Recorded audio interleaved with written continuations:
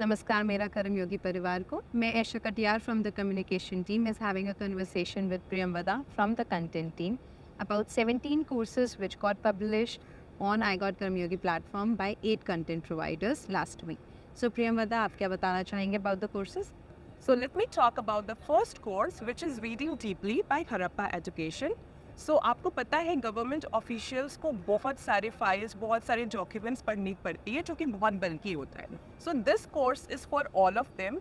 As such, there are three parts of reading process in this course: pre-reading, during reading, and after reading. If you want to know more about the reading process, you can go through our course.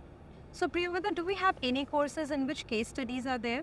Yes, of course. So we have a course on climate change, which has a lot of case studies. As you know, nature में climate change हो रहा है और इस course में this course is very informative and there are several case studies based on climate change in this course.